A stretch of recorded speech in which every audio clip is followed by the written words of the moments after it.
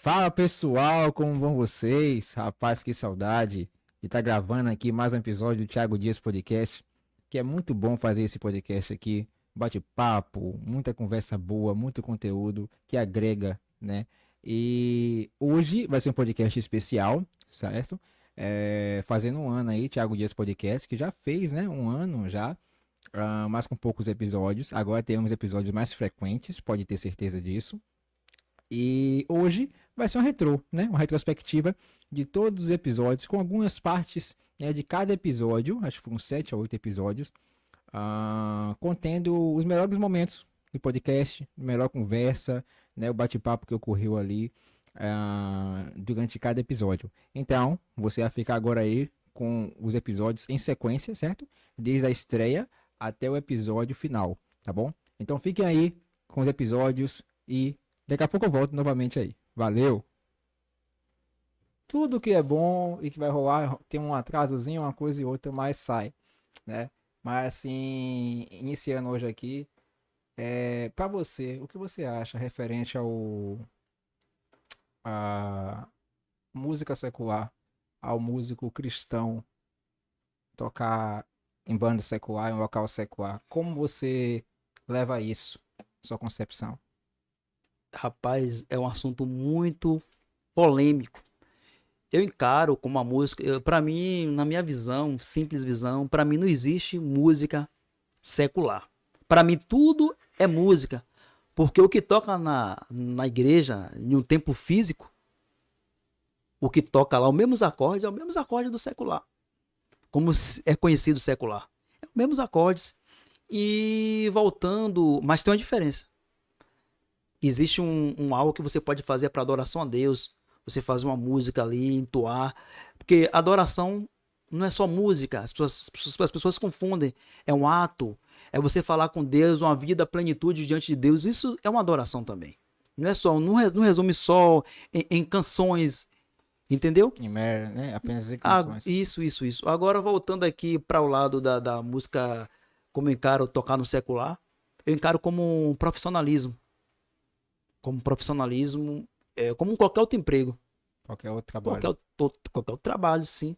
Se eu estiver precisando de apração numa necessidade e surgir uma oportunidade de tocar uma música boa, de qualidade, eu vou. Nada que venha deglinhar a imagem de ninguém, uma boa música. Tudo é pro Criador. Tudo é para Deus. Canções que venham falar de amor, da vida, né? Para você entender. Então é isso, não existe para mim.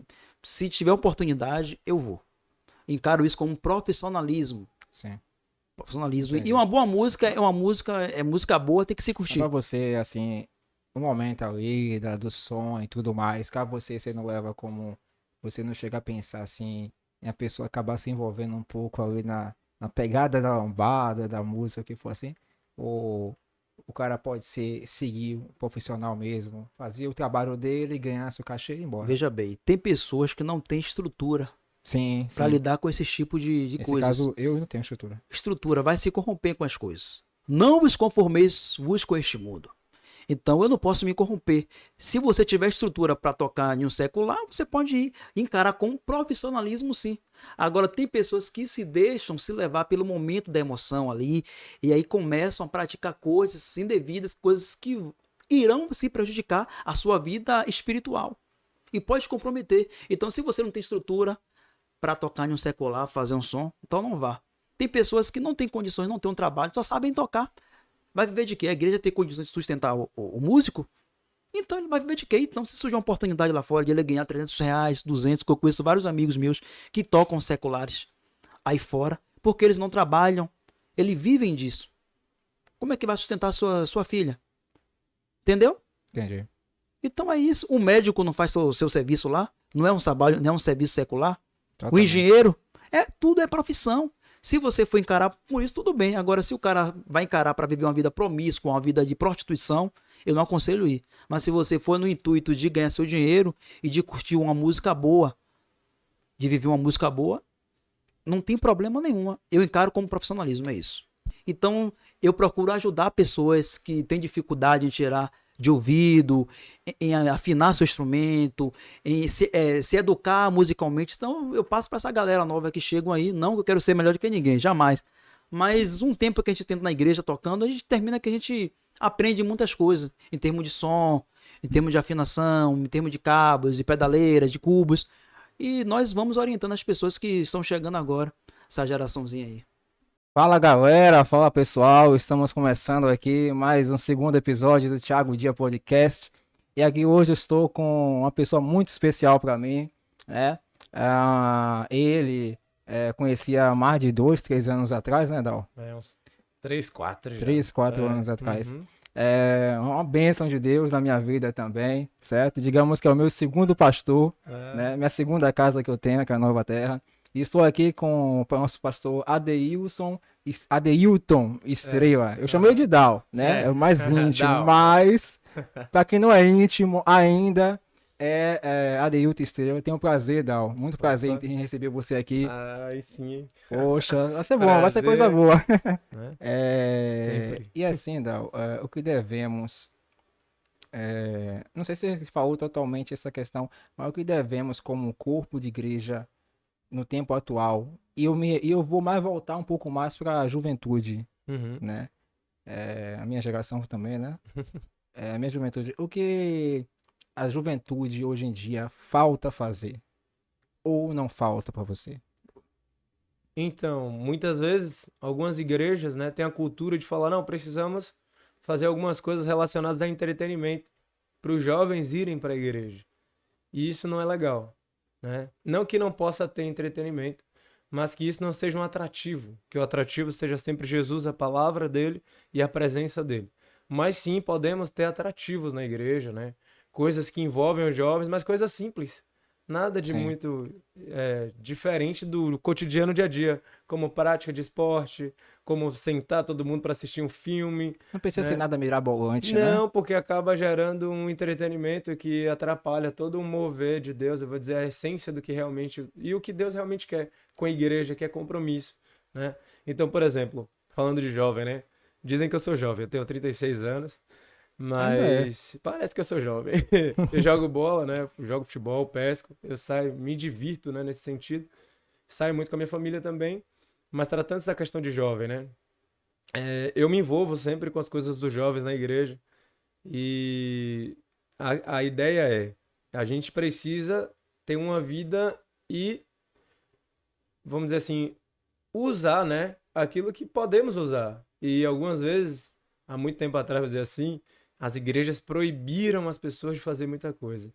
E aí gerou, vou dizer assim, na igreja, em nós, né, uma situação de religiosidade, né, o que muito se é falado, né? E de repente paramos de fazer as coisas, né, como jovens, Sim. mas não executamos nada como cristãos, né? Paramos apenas de pecar, mas não geramos frutos e de repente o medo de sair, né, da casinha, vamos dizer assim, gera aquela coisa do não gerar fruto, não produzir, não falar de Jesus ou não ir para alguns lugares. Eu costumo falar pro pessoal na igreja, ó, se vocês me verem em algum bar, não se escandalizem, eu tô ali tentando levar Jesus para alguém, né? Porque, assim, às vezes a gente se preocupa tanto com a reputação, que esse é um problema, que a gente deixa de fazer o verdadeiro id, né? Jesus ia e andava no meio dos pecadores, estamos falando de jovem, e há um desequilíbrio muitas vezes entre ser jovem, né? E ser cristão, vou dizer assim, ser jovem cristão na igreja, porque às vezes as pessoas ficam ali preocupadas com o que elas podem e não podem fazer, né? Corte de cabelo, algumas coisas relacionadas a isso, que se a gente for entrar nessa pauta vai demorar um pouco, mas é necessário também saber qual é a doutrina da igreja, né? Porque não vamos aqui bagunçar a igreja das pessoas, porque cada igreja rege de uma forma, Rege de uma né? forma. A igreja, os jovens. Então, o ideal é você, de fato, né? Que ainda não conhece Jesus, procurar uma igreja que pregue a palavra de uma maneira séria, jovem, né?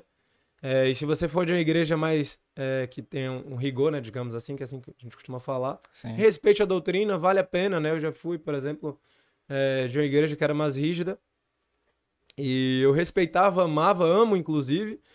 E hoje eu sou de uma igreja que é rígida também, mas no sentido, vamos dizer assim, né, no que a palavra descreve, mas entendemos de uma maneira com que a gente pode ser jovem e cristão, fazer algumas coisas sem pecar e produzir fruto. Porque esse é o papel da igreja. Não sei se eu falei direitinho aquilo que o Thiago perguntou, mas é sobre os Não, jovens, falou né? sim, Que falou sim. possamos não enchê-los de entretenimento, Sim. mas que E eles... acaba que esse excesso de entretenimento também acaba saindo, né, do que realmente é o principal foco, né? Exatamente. E acaba voltando só para aquilo e esquece que aquele projeto que foi feito foi para um outro fim. E acaba que aquele projeto Exatamente. fica, E essas coisas têm validade, né? Sim. Por exemplo, o evangelho é eterno, né?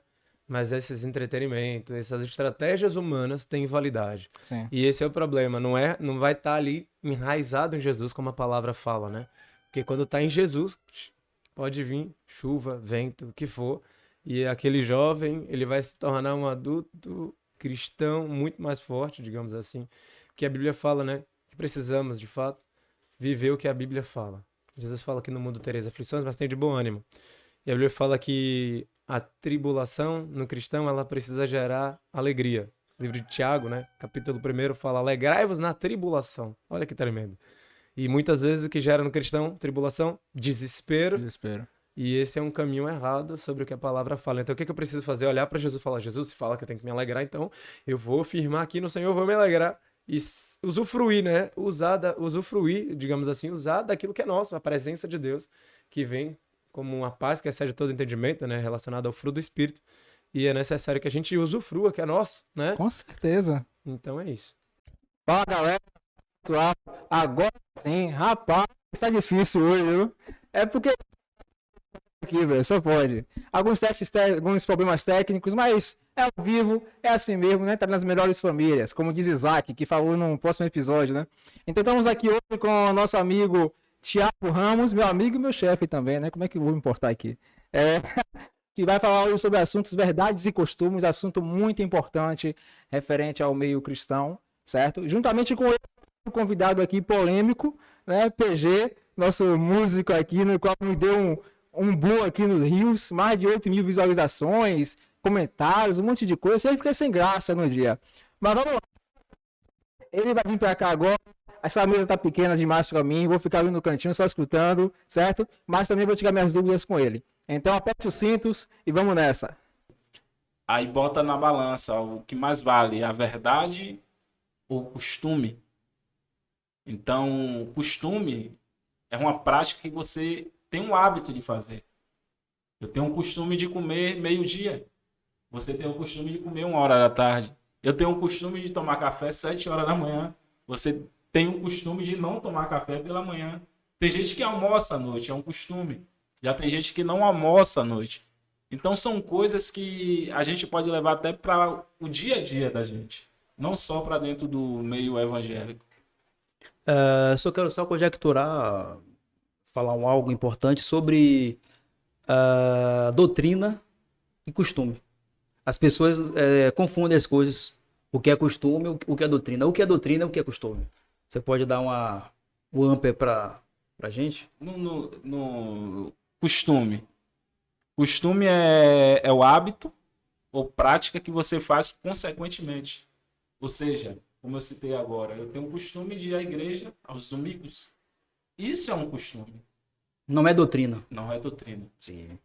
Tem gente que tem o costume de ir às igrejas aos sábados. Tem gente que tem o costume de guardar o sábado. Eu tenho o costume de lavar a mão, como eu falei agora, antes de almoçar. Eu tenho o costume de tomar banho quando eu me levanto. Eu tenho o costume de escovar os dentes quando eu me levanto. Então o costume é algo que eu criei dentro de mim. E a doutrina? Doutrina, a única base que a gente tem sobre doutrina na Bíblia, se eu não me engano, é no livro de Tito. Que a doutrina que relata na própria Bíblia é você não ser dado ao vinho e não ser maldizente, o mal falador, aquelas pessoas que gostam de falar mal dos outros, levantar calúnia dos outros. É a doutrina que tem por base bíblica.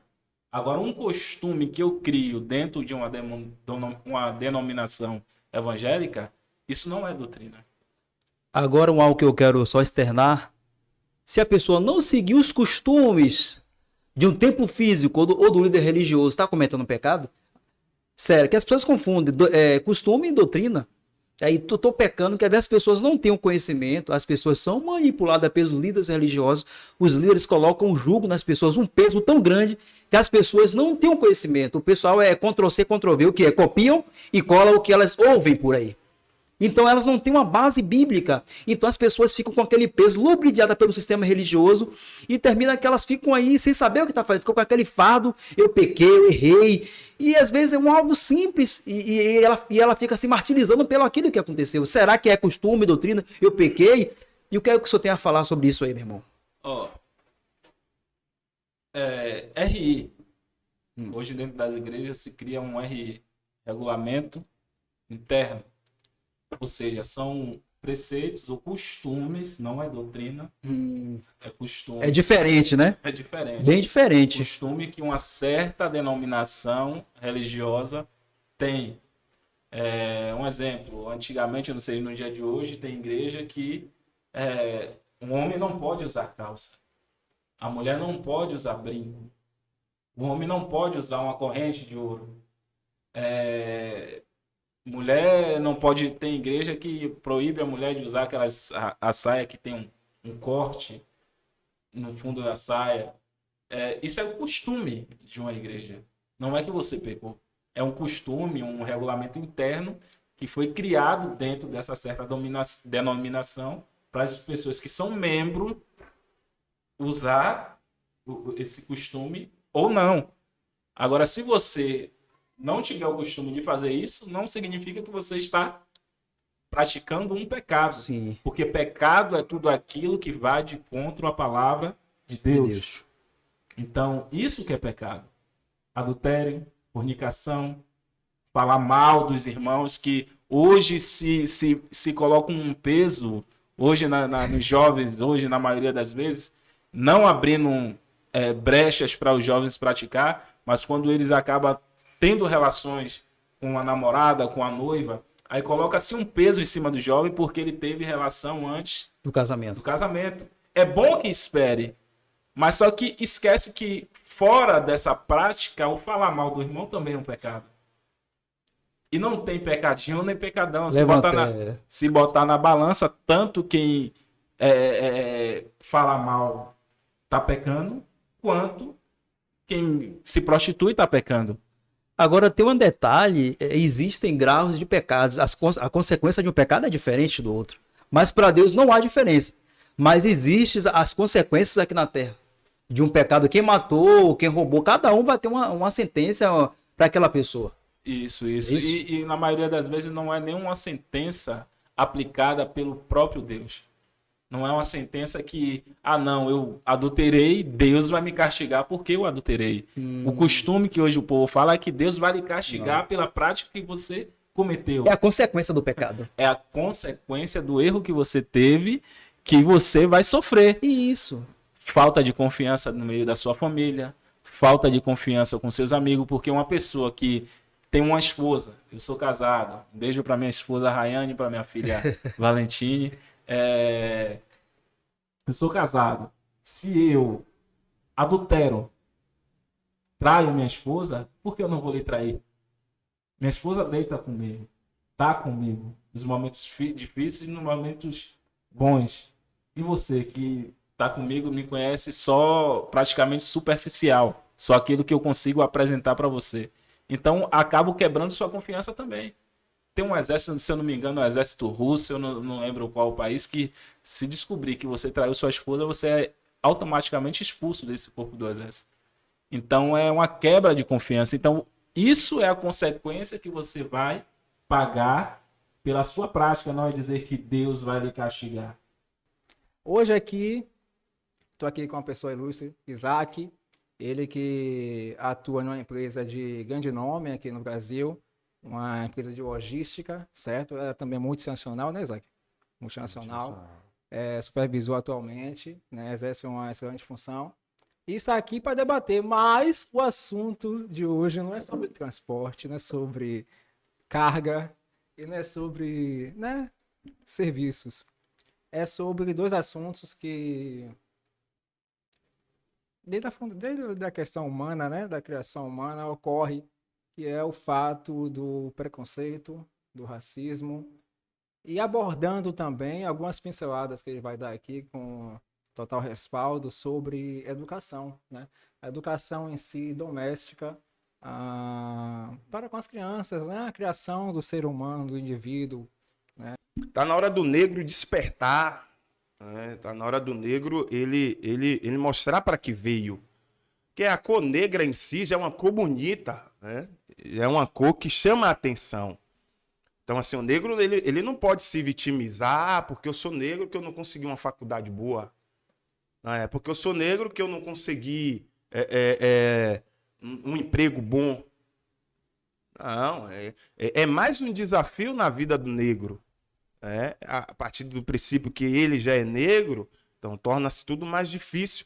Mas isso não impede ele de guerrear, de seguir em frente, de lutar, né? Assim, eu fico pé da vida, né? Eu fico irado da vida quando eu vejo novela de escravo, né? Novela de escravo, você vê lá os escravos sendo chibatados pelas costas, e aí eu vejo a grande fatia da população colocar essas novelas no pico da audiência. Mas se o negro ele bem soubesse, ele não assistia, porque seria um modo de protesto. A nossa história, a história negra já foi uma história árdua, sangrenta. É uma história que, assim, passa de geração em geração, de ano em ano, e nunca vai ser riscada da história do Brasil, porque é uma história do Brasil. Então, assim, o negro ele tem que mostrar, assim, para que veio. Mostrar, não se amostrar. Ele tem que mostrar para que veio. Aí ele tem que fazer valer. Não se vitimizar. É porque eu sou negro, porque... Não. A chance que há para um, há para o outro. O divisor é a vontade. Barack Obama chegou lá como? Na presidência dos Estados Unidos. Joaquim Barbosa chegou lá como? Na presidência do Supremo. Então, são coisas assim, são perguntas que são relevantes, porque assim, o negro, ele já vai ter dificuldade na vida, pelo fato de ser negro. Né? Você entra num shopping negro, você é acompanhado do início do shopping até a sua saída, irmão. Até a sua saída. E por incrível que pareça, na grande fatia, às vezes o segurança é até negro também. Também não é depender, mas ocorre muitas vezes ele tá arrumado, ou então mesmo tá com sandalhão, né? No fim de semana você vai comprar, assim como uma pessoa com uma outra cor que for assim, vai, né? De um mesmo formato, o tratamento é diferente, né? Sim, com certeza. E é notório. É notório. Você chega numa loja para comprar, você pode estar com 1 milhão no bolso, irmão. Até você mostrar que você tem um grande poder aquisitivo, que você está com o dinheiro no bolso, para poder comprar até a loja, se possível, até você chegar a esse ponto aí, você já mofou ali esperando ser atendido, irmão. Quando eles percebem que você é um negro, que de uma certa forma tem um dinheiro, tem um poder aquisitivo legal, aí você vai ser atendido. Mas daqui até lá, irmão, você já esperou, já desfizeram de você, já fizeram você esperar, entendeu? Se você tiver com sua família, é uma situação constrangedora, e assim por diante, irmão. A grande fatia das coisas que vem acontecendo no nosso Brasil, né? Vamos falar do Brasil. Assim, vem de estrutura familiar, cara. Por que de estrutura familiar? Porque tudo começa na família, irmão. A base. A base é a família. Eu lembro que 15 anos atrás, vamos botar 20 anos atrás. 20 anos atrás, os filhos eram educados em casa. A educação é dever dos pais, não dos professores. Os professores estão ali para direcioná-los, né, instruí-los, mas a educação em si vem dos pais, né? Não tem que os pais transferir a responsabilidade da educação para os professores, não. 20 anos atrás, como era o padrão de 20 anos atrás? Era tênis que chute, sapato que chute preto, né? Calça jeans, irmão. E camisa do colégio, a farda do colégio. Na época, cada colégio, né, tinha o seu padrão, o seu fardamento, né? Pedro Ribeiro, Eu alcancei esse período. o Colégio Central, o Colégio José Barreto de Araújo Bastos, lá no São Caetano, lá. Tinha o Cerqueira. Cada colégio tinha o seu padrão, a sua cor, né? O seu símbolo, né? O seu escudo, algo do tipo assim. Então, existia um padrão. E o aluno seguia, há 20 anos atrás, os alunos seguiam esse padrão. Para você, quando você adentrava o colégio, você cantava o hino nacional, irmão. Cantava o hino nacional. Chegava na sala de aula, era em casa os pais e no colégio os professores. Irmão, se um professor pegasse o seu caderno e anotasse atrás insubordinação ou algo do tipo, desrespeito, você nunca rasgava a página do caderno, irmão. A sua vida passava na sua frente, do caminho do colégio até o caminho de casa, irmão. Era o momento que você ficava pensando, e agora? A sua vida passava na frente, irmão, porque existia um respeito, tá? Existia uma educação sólida. Quando chegava em casa, o pai pegava o caderno, tava lá, ó. Só entra com os pais. Meu irmão, os pais tinham que estar lá. Os pais iam, você não entrava. Entendeu? Então, assim, existia um padrão, existia a educação sólida. E aí, existia o comprometimento também dos pais que iam nos colégios. Quando a mãe não ia, o pai ia, ou o pai e a mãe ia, e vice-versa. Entendeu? Então, assim, o negócio hoje está deslanchando. Está deslanchando porque hoje você pega o cidadão, 20 anos atrás, você levava a mochila pesada, que era caderno, livro, caderno de 12 matérias, 10 matérias, né? Para você conseguir acompanhar as matérias. A mochila pesada, meu irmão, hoje, você pergunta um estudante desse de colégio aí, manda ele cantar pelo menos a primeira, a terceira, a primeira, a segunda e terceira estrofe do hino nacional, que o cara não sabe porra nenhuma, velho. O cara sabe nada. Entendeu? O cara sabe nada, meu irmão. Você pergunta um cidadão desse que estuda agora, né?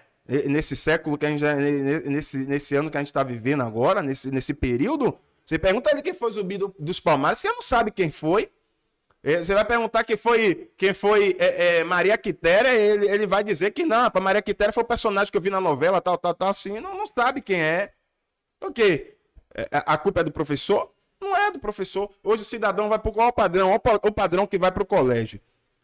Camisa regata, né? Camiseta cortada aqui, vai ser a camisa de malhado. Malhado, né? Aí quando você vê a estrutura do cara, é que nem a sua, mais ou menos. Aí você bagunçou, Pô, quando você vê a estrutura do cara fino. Mas eu nunca fiz isso, não. Magro. Observação. Aí o cara corta a camiseta aqui. Aí o caderno da finura do meu dedo, se tiver 2 matérias, é muito. É muito, Aí vai com um sapato. O caderno para se limpar.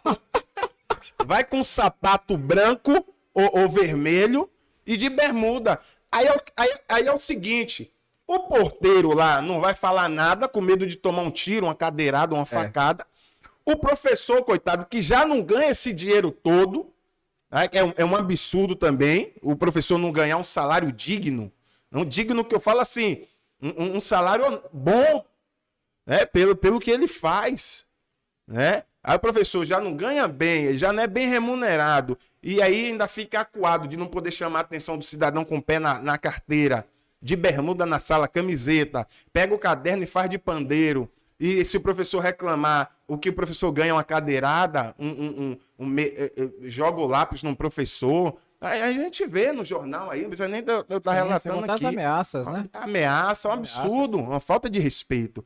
Então, assim, isso é culpa do professor? Isso é culpa do aluno? Isso é culpa dos pais, irmão. Que não acompanha, que não chama assim, senta e conversa, não direciona. Tá? Então, assim, o professor vai estar... Meu irmão, o professor não vai estar nem aí, nem chegando. Se bobear, o professor diz assim, vai, meu filho, vá. O cara faltou o ano todo, bagunçou o ano todo. Aí o professor, sofrendo ameaça, ou até mesmo para não correr o risco de sofrer uma violência, o professor vai, meu filho, passa lá, passe de ano. Aí ele vai, passa de ano, sem fazer merda nenhuma, sem fazer nada. Aí sai todo alegrezinho, achando que tá abafando. Mas chega lá na frente, ele vai entender que o que aconteceu com ele cá atrás vai surtir efeito. Que ele vai fazer uma entrevista de emprego, vai estar lá as questões, ó. Assim. Qual, se você qual é o seu estado civil? Aí ele vai colocar assim, não, nunca serviu o exército, não. Pô, corre esse risco. Pô. Pô, qual é a sua cidade?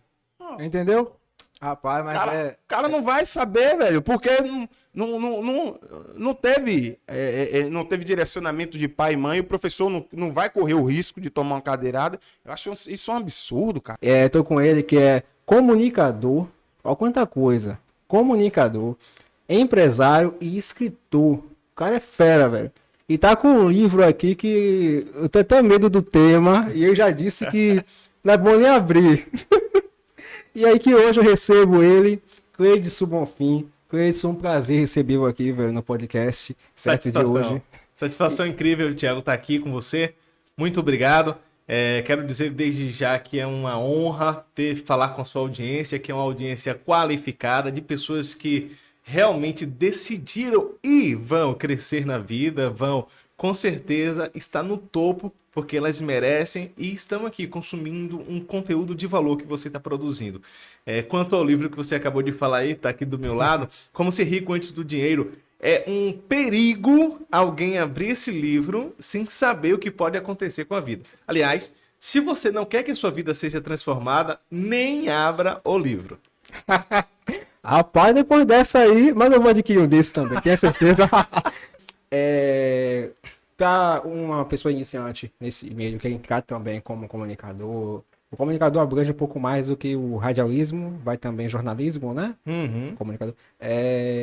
O que é necessário? Quais são os passos, os primórdios, os principais passos para poder iniciar nesse ramo, que venha a ser um início correto para que venha obter um sucesso futuro? Massa. Eu acredito que o primeiro é querer. Entre todos os motivos principais que o ser humano atinge qualquer coisa na vida é querer. O querer é o motivador, é a coisa mais forte. Você tem um porquê. Por que eu quero ser um comunicador? Por que eu quero ser um radialista? Por que eu quero ser um jornalista? Então eu tenho um querer com um porquê. O como, ele vai aparecer no longo da caminhada. Ele vai aparecer no longo do caminho. Agora, a principal coisa que você vai precisar estar atento é às oportunidades. Ela bate na porta, mas não entra se você não convidar. Vamos agora aqui, ó. Como o cara é grande, viu? Tem que estar escrito aqui, que senão tem que seguir o roteiro. Vamos lá. Atualmente, como você falou também, empresário. Sim. Né? Qual o segmento? Então, eu tenho uma empresa de eventos, entretenimento, que é o Yanni House. Temos a Colabora Brasil, aí eu tenho um sócio, que é uma empresa de marketing colaborativo. Esse nome, até então, que eu saiba, foi dado por mim, esse segmento de atuação. Consiste em premiação para lojista, onde o lojista ele não precisa investir o valor completo do prêmio. Por exemplo, a gente bota 12 mil em prêmios e o lojista ele não precisa investir 12 mil. Com R$250, por exemplo, a loja dele pode oferecer 12 mil como se o prêmio fosse dele. Então, isso é um marketing colaborativo, uma empresa que a gente estruturou para ajudar o micro e pequeno empreendedor.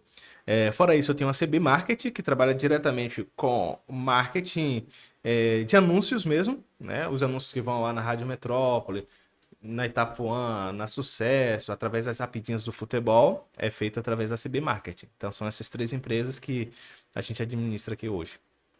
Rapaz, eu vou perguntar outra coisa aqui também. E os planos para esse ano? Para os seus negócios, você já tem alguma novidade, algum spoiler ou tá ainda aí no forno? Massa. Esse ano a gente está dando muita força a um braço da Colabora Brasil, que é o de educação. Então a gente percebeu, né, nas entregas das campanhas de marketing colaborativo que muitos vendedores são despreparados.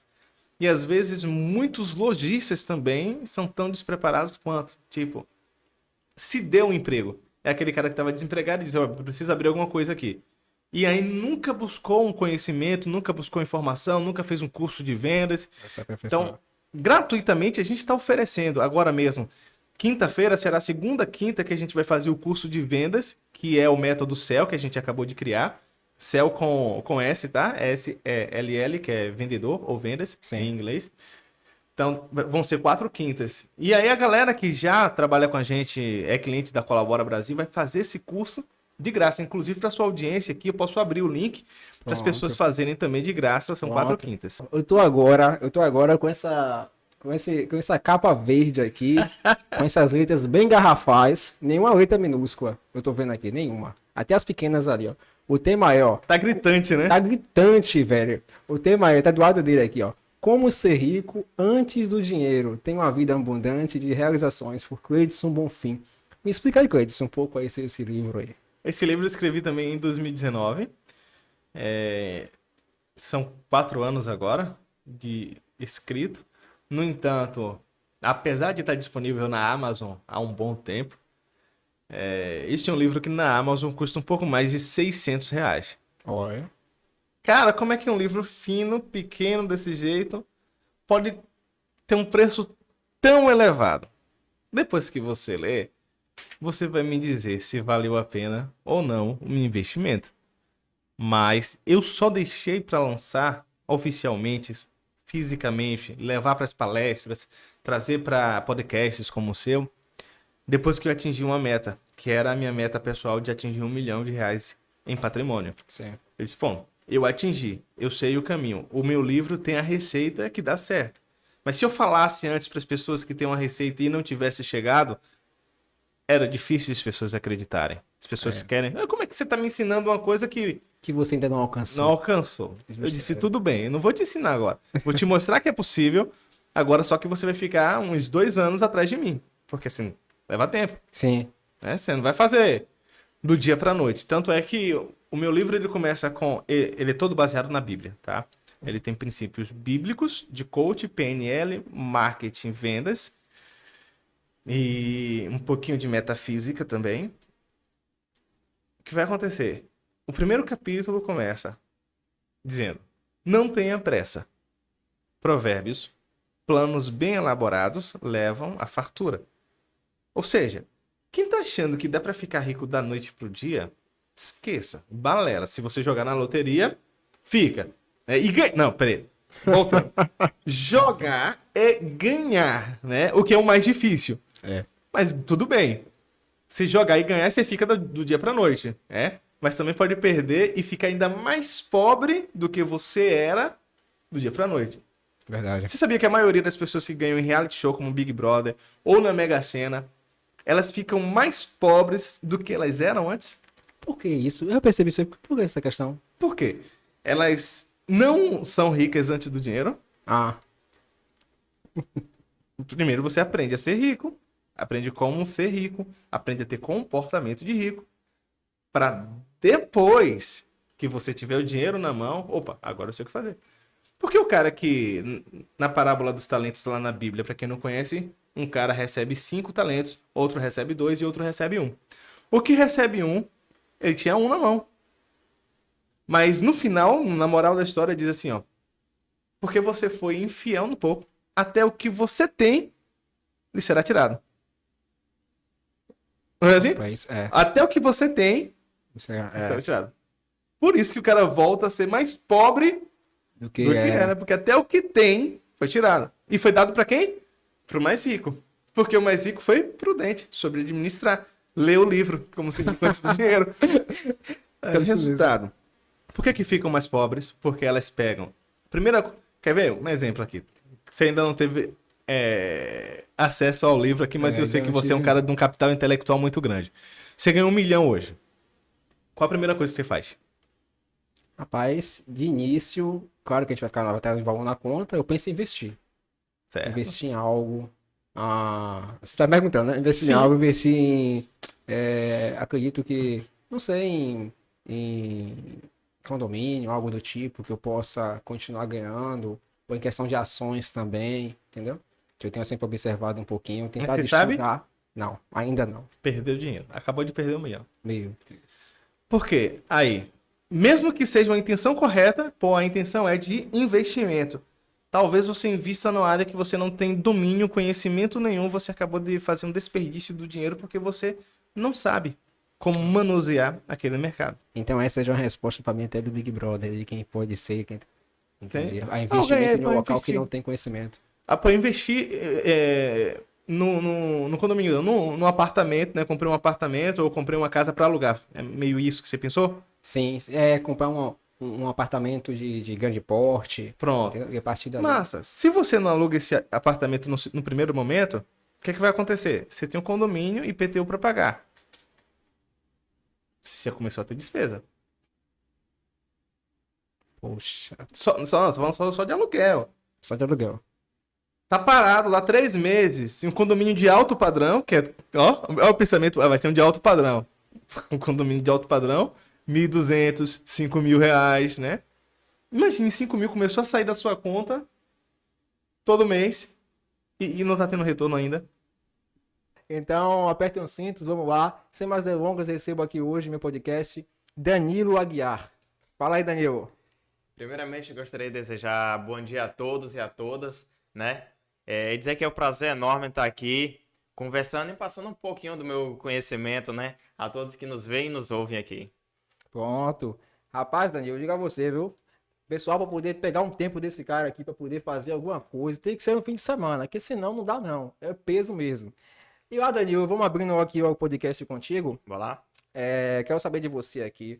O que te cativou nesse ramo logístico? O que te fez você ter uma escolha nessa profissão?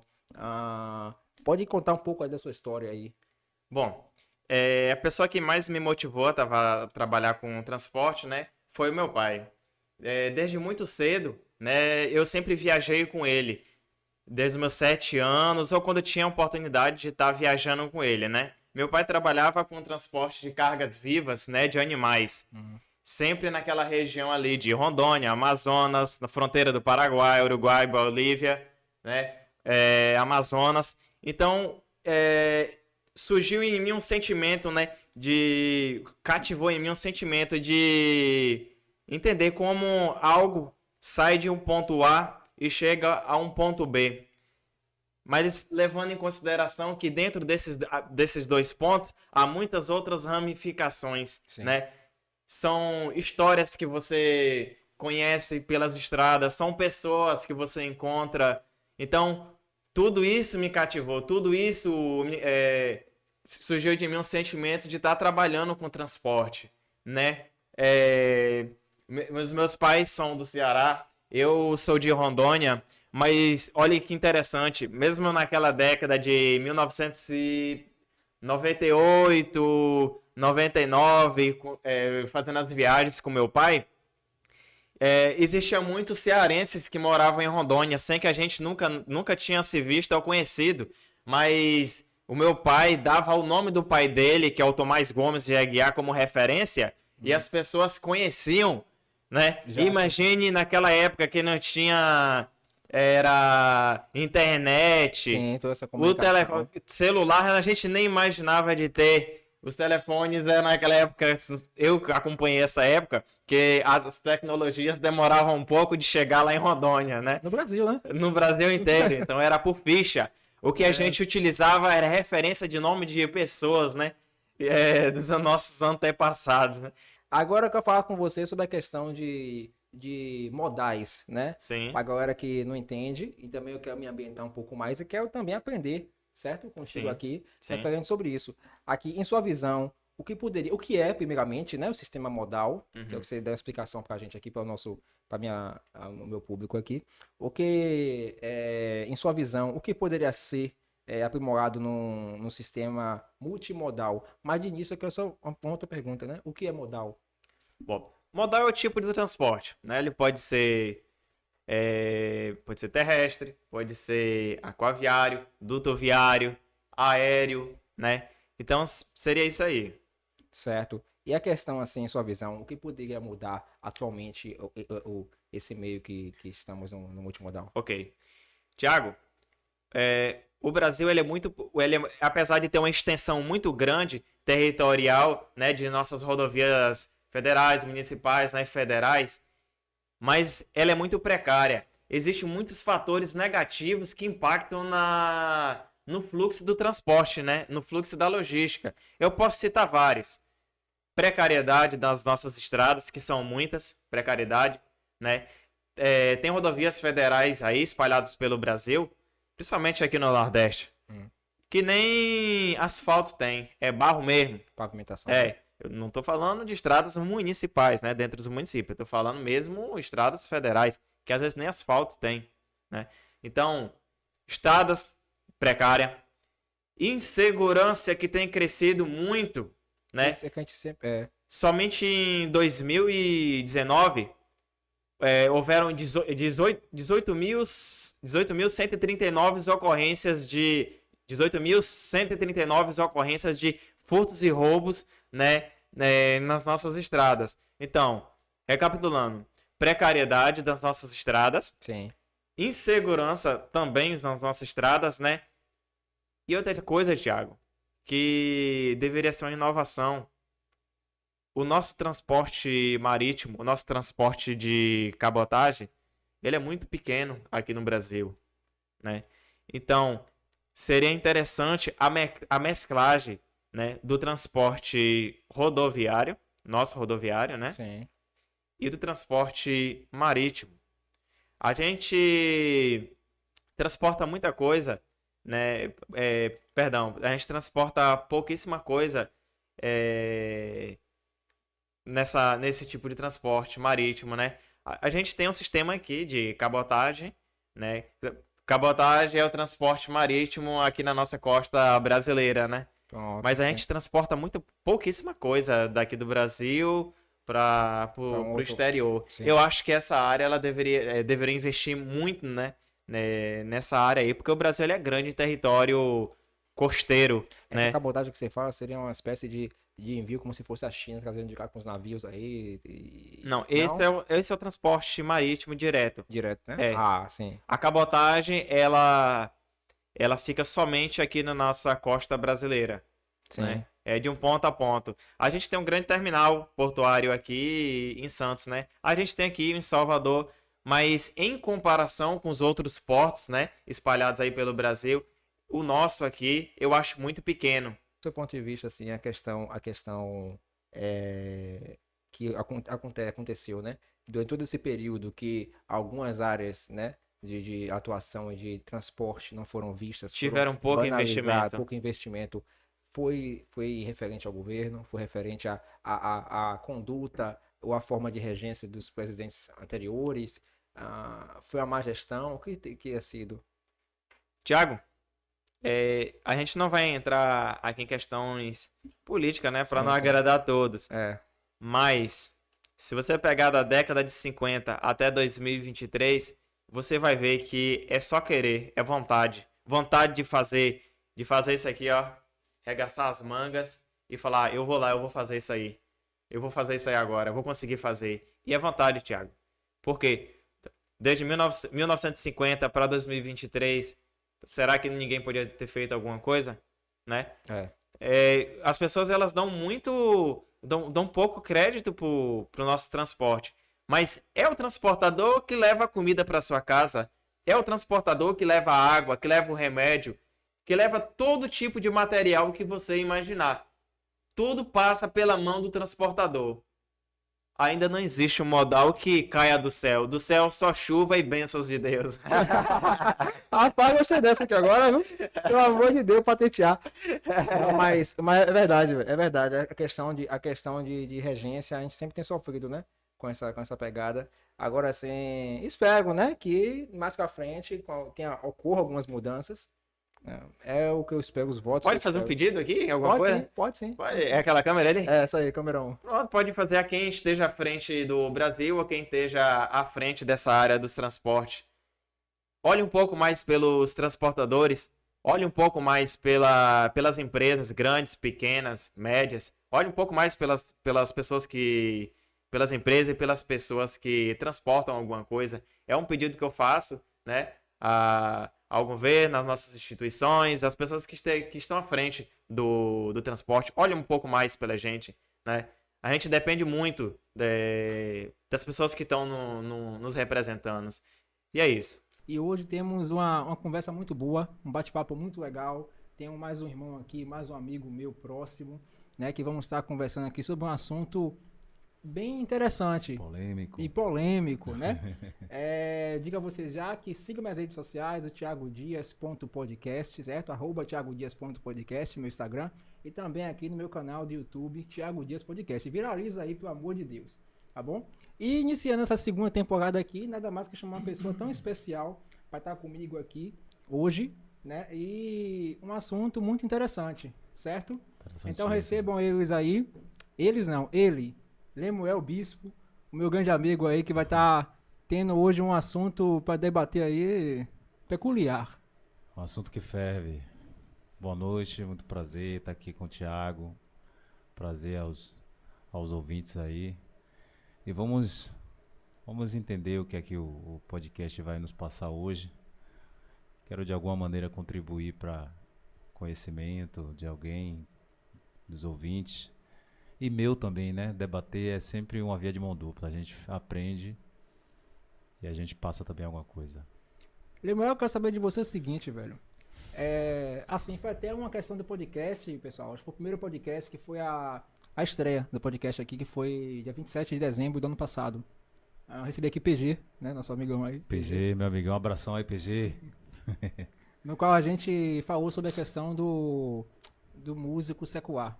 E mais indo para a questão do músico que toca na igreja, né? Ele é músico da igreja, toca, frequenta e tudo mais, mas ele em algum momento pensa em ir para o lado secular, tocar, dizendo ganhar dinheiro com música, né? Que claro, você ganha sim. Assim, como eu falei com ele, meu ponto de vista, eu não vejo com bons olhos, coerência. É um pouco incoerente, sabe? Eu falo de mim, Thiago, não me vejo tocando no secular. Eu acredito que eu possa, sim, me envolver, porque, pô, é difícil, né? Me envolver.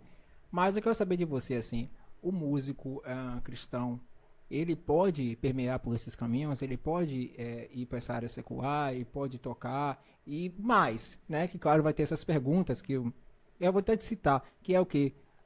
Mas a igreja paga meu dinheiro? Vai pagar um salário para mim? Eu sou desempregado e sou formado em música. Quer dizer, então, que eu vou ficar parado e não vou exercer minha função e ganhar um dinheiro, um meu ganha-pão? O que você tem a dizer isso sobre músico cristão tocar no secular? Bom, Thiago, eu gosto de ir para a Bíblia, né? A Bíblia ela vai nos falar muito sobre as questões de música, de louvor, de adoração. Sim. Eu lembro que das 12 tribos de Israel, existia uma tribo que era responsável também pelo louvor e adoração. Porque assim, ó, existe aquela máxima, né? Todo mundo diz que os que tocam na igreja são os levitas. Sim. Só que essa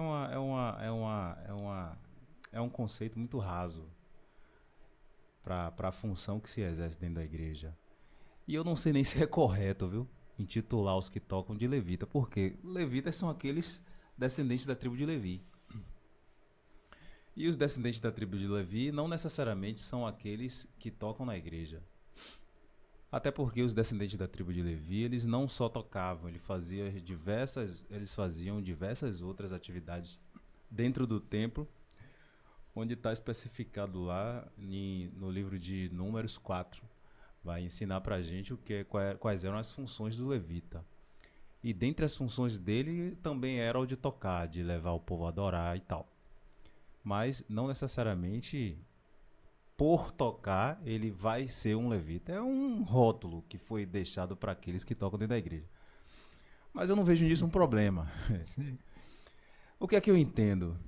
Eu gosto de ir para a Bíblia. A palavra de Deus vai falar sobre o povo de Deus ser um povo separado. E isso é o significado expresso da palavra santificação, né? A pessoa se santificar é a pessoa se separar do mundo e viver tão somente para Cristo. Eu entendo também como você que não é viável. Eu não acho correto uma pessoa que está tocando na igreja, levando as pessoas que estão ali cultuando a Deus a adorar, usando os seus instrumentos para esse fim, usando o seu dom, usando seus dedos, sua voz, o seu intelecto, né? Intelecto, para fazer isso dentro da igreja e estar ao mesmo tempo tocando fora da igreja. Eu não vejo coerência nisso. Eu acho muito incoerente. Mas existem pessoas que defendem o contrário. Eu respeito, mas eu não vejo coerência com o que diz a Bíblia. Entendi. Agora sim, e para as pessoas que, por exemplo, falam assim, mas vem assim, você me explicou tudo isso aí, me disse tudo, e o meu trabalho, como é que fica? Como é que eu vou ganhar meu ganha-pão? Você acredita que existe pessoas que consigam separar isso? Eu creio que sim, Thiago. Eu creio que sim. A pessoa que ela é pautada na Bíblia, ela não vai... Eu creio que ela não vai fazer essa dualidade de ações. Sim. Ela vai procurar permear apenas por um caminho. A palavra de Deus lá no livro de Ezequiel fala que o povo dele, Deus fala que o povo dele tem que saber separar o que é santo do que é profano. Porque, por exemplo, imagine uma pessoa que se diz cristã, tem o dom dado por Deus de tocar, leva a igreja a adorar através da música, seja cantando ou seja tocando. Ela está fazendo isso num domingo à noite. O culto começa às 6 horas da noite. Às 8 horas, terminou o culto, ela já está em casa. Aí ela vai sair para ir para o bar, tocar. Vai sair para tocar na noite. Vai sair para tocar numa boate. Vai sair para tocar num show de A, B ou C. Quer dizer, ela vai levar a pessoa que está no templo adorando a Deus a adorar, e vai também levar aquelas pessoas que estão fora da igreja, lá em eventos outros, seculares, a cultuar a quem? A expressar adoração, louvor, cânticos a quem? A palavra de Deus, ela diz que Deus procura os verdadeiros adoradores. Aqueles que adorem a Deus em espírito e em verdade. Sincero e honestamente, eu não vejo verdade em uma pessoa que está fazendo esse caminho duplo, né? De estar na igreja e também estar lá fora. Eu acho... defender isso é uma zona cinzenta. Eu não vejo clareza, não vejo pertinência numa pessoa que defende esse tipo de conduta. Não vejo parâmetro dentro da Bíblia para que essa pessoa possa estar correta. Eu não vejo. Mas é claro que vai surgir aquelas pessoas que vão vir com algumas perguntinhas, né? Uhum. Algumas perguntinhas triviais que a gente já conhece, para poder, né, justificar uma coisa que, né, tá na cara. Tiago, eu entendo que a adoração, o louvor, existe uma diferença, né, de louvor para adoração. Não sei se você sabe. Explica aí. Louvor é como se fosse elogiar. Você está elogiando uma pessoa que ela tá bonita. É como se você estivesse prestando louvor para ela. Estou sendo bem sucinto. Sim. Agora a adoração já é uma coisa mais profunda. A adoração é para aquela pessoa que tem intimidade.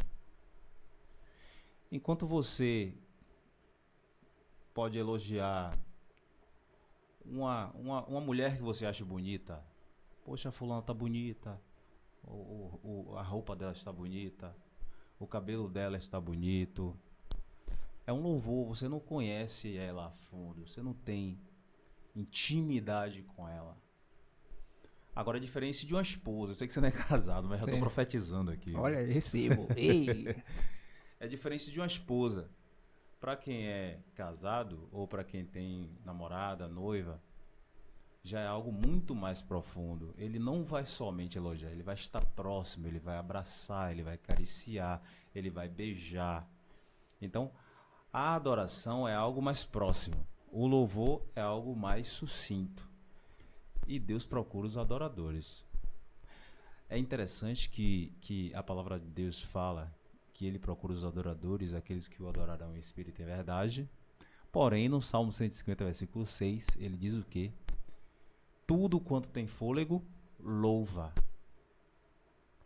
É louva no sentido de reconhecer, de admirar. Mas esses que louvam não estão perto. Os que adoram estão perto. Então, eu vejo nisso uma coisa muito séria mesmo. A música, levar as pessoas a adorar, levar as pessoas a louvar, é uma função muito importante para aqueles que têm esse dom, né? Aqueles que tocam, aqueles que cantam, aqueles que louvam. E assim, ó, se a gente fizer um passeio pela Bíblia, a gente vai entender que essa adoração,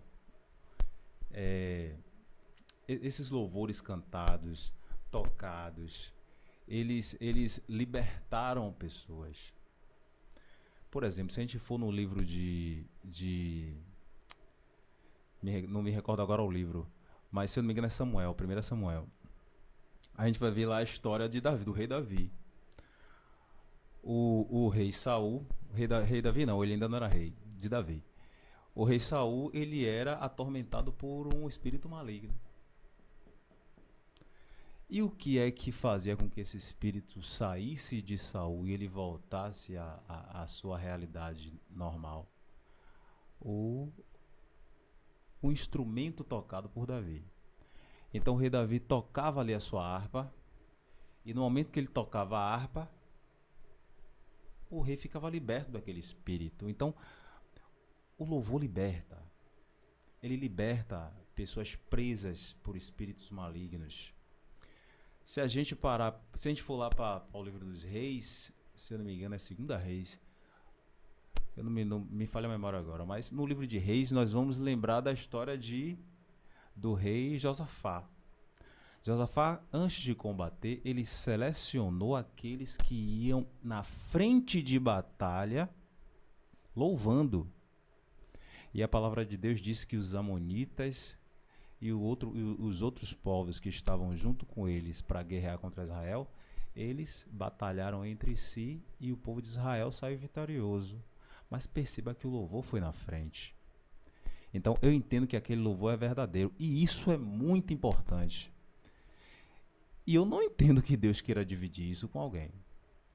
Então, se eu pertenço a Deus, se eu estou prestando louvor a Deus, se eu estou me dedicando a Deus, eu não creio que partilhar de outras ações semelhantes que não sejam para Deus seja correto. Eu não vejo correção nisso. Porque, assim, Não vejo porque coerência. na igreja, como nós somos cristãos, a igreja está levando uma adoração a Deus, né? E ao mesmo tempo, né, pessoas que não são cristãs, né? Automaticamente também estão ali participando, né? Deus está ali tratando. Aí a questão de a gente estar tocando em um local que não condiz, né, com a nossa fé. Exatamente.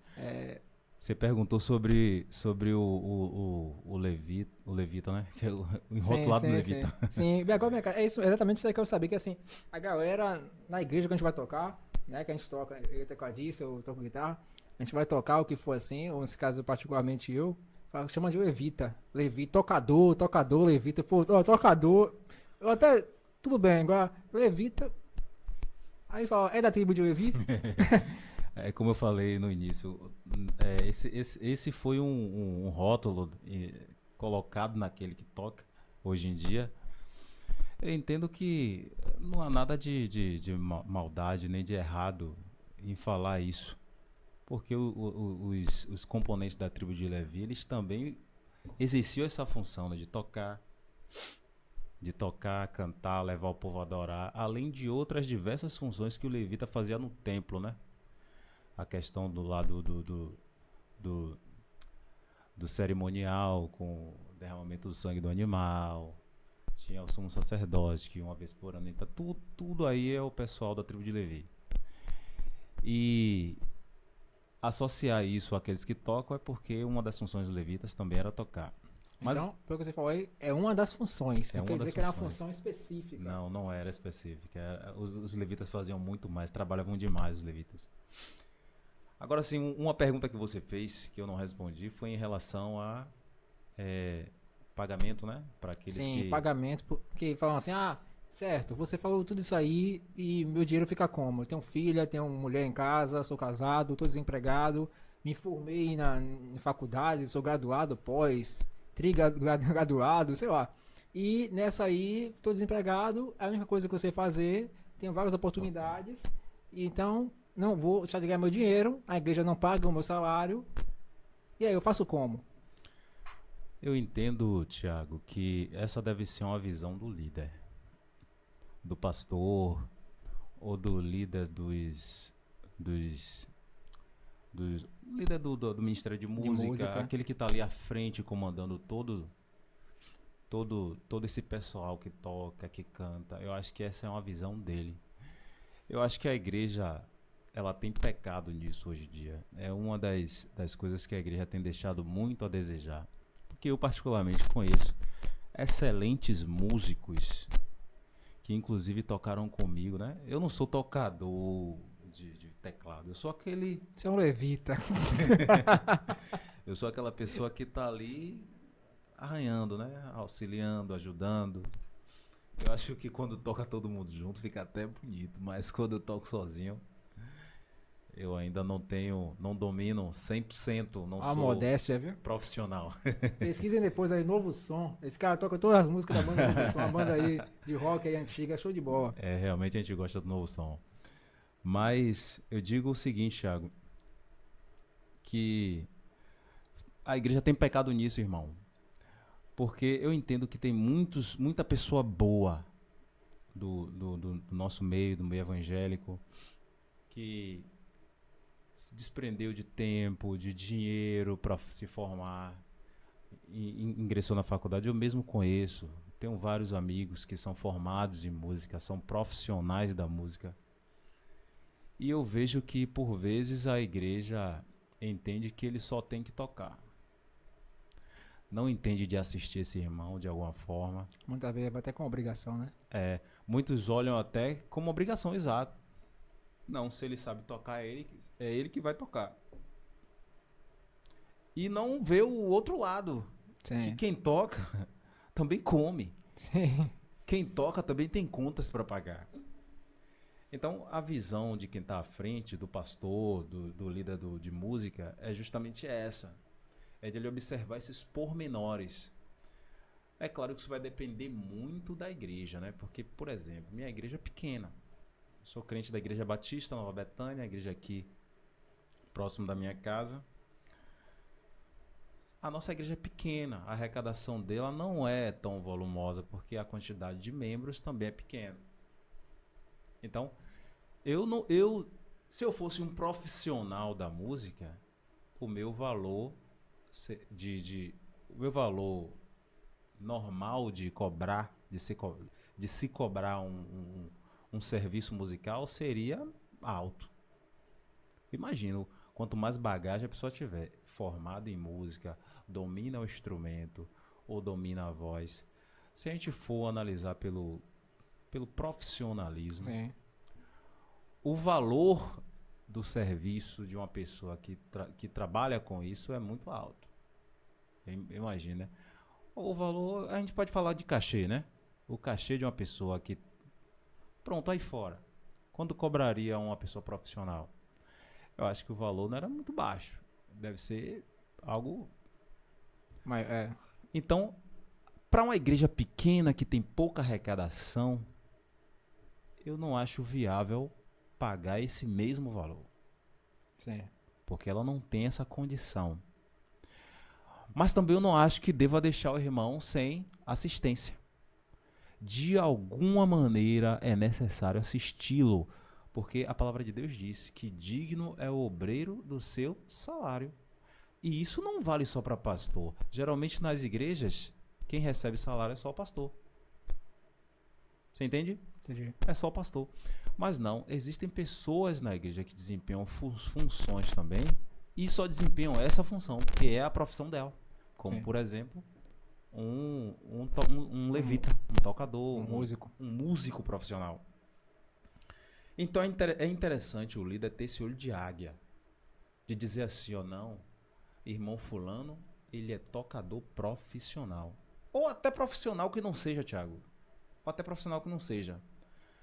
Mas ele tá ali a serviço da igreja, ele tá ali dando a sua contribuição. Claro que ele não deve fazer isso no intuito de receber dinheiro.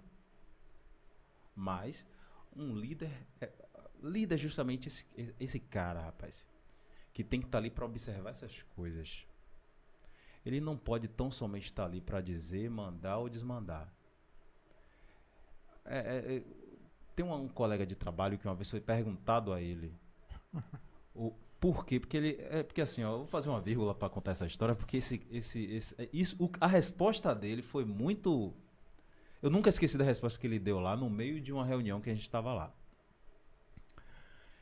Ele era, né? Porque ele já foi para reserva. Ele é um rapaz, um camarada que todo mundo queria trabalhar com ele. Diga, Thiago, não existia uma pessoa que não queria trabalhar com esse camarada. E ele exercia a função de liderança. E ele se dava bem com todo mundo. Até aqueles caras, pedra no sapato, você sabe, né? Sempre tem um cara na empresa ou no quartel ou em algum lugar que a gente trabalha que é aquele cara, não vou dizer mal querido não, viu? Eu vou dizer menos querido. Sempre tem esse. Sempre tem. Mas ele se dava de bem com todos. E o nosso chefe chegou pra ele e perguntou: vem cá, rapaz, no meio da reunião, me diga uma coisa aí. Você já trabalhou com Beltrano, fulano, cicrano, citou o nome de praticamente todo mundo. E todo mundo se deu bem com você, ninguém reclamou de nada. Qual é o segredo, rapaz? Qual é o segredo da sua liderança? A pergunta foi exatamente essa. E a resposta dele foi algo que marcou em mim, eu nunca esqueci disso. Ele falou: rapaz, não tem segredo não. Ser líder é você conhecer a cada um. Pô. Aquilo ali ficou pra mim. Porque ele não imagina o que ele me ensinou com aquilo ali. Ser líder é você conhecer a cada um. Então, uma pessoa que está à frente, ela tem que ter esse olhar, essa visão de águia. Tem que ter esse olhar apurado, sabe? Ele é levita. Ele é músico. Ele estudou, ele fez faculdade. Ou que não tivesse feito. Ele exerce uma função que lá fora é remunerada. E esse cara tá passando aperto. Eu tenho que fazer alguma coisa. Uma pessoa que tem uma visão, que é líder de fato, porque uma coisa a pessoa tá à frente, né? Sim. A outra coisa é a pessoa ser líder. E não necessariamente por estar à frente ele é líder. Porque o conceito de líder é aquele cara a quem as outras pessoas seguem. Jesus era um líder. Para onde ele ia, as multidões estavam atrás dele. As pessoas seguiam Jesus. Alguns ele chamava, né? Mas as pessoas seguiam ele espontaneamente, porque ele era líder. E a outra coisa é o cara ser apenas um chefe. Um gestor. Aquele que diz, manda e desmanda. Que diz sim, não, é assim porque eu quero e acabou. Técnico, né? É. Não é humanizado, assim, digamos. É humano. Passa por aí também. Passa por... Então, Thiago, a igreja tem pecado. Eu tô demorando um pouco mais nessa parte, porque realmente isso é uma coisa que deve se chamar a atenção. A gente tem que trabalhar isso, como muitas outras coisas que a igreja deixa a desejar. E tá perdendo espaço. E tá perdendo membros. Tratar essa pessoa, entender que ela precisa ser assistida de alguma maneira, é essencial para mantê-la ali. Porque a fome dói na barriga, meu irmão. Tocar música na igreja, cantar, tocar bem, não enche barriga. Então assim, ó, como eu tava falando, né? Que não, se a igreja não tiver condições, ela não deve arcar com o valor correspondente a um profissional. Mas ela tem que fazer alguma coisa.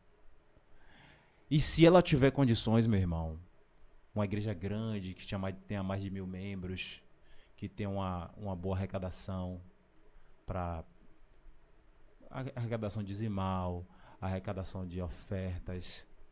Se essa igreja tem condições, ela deve honrar o seu músico. Sabe, Thiago?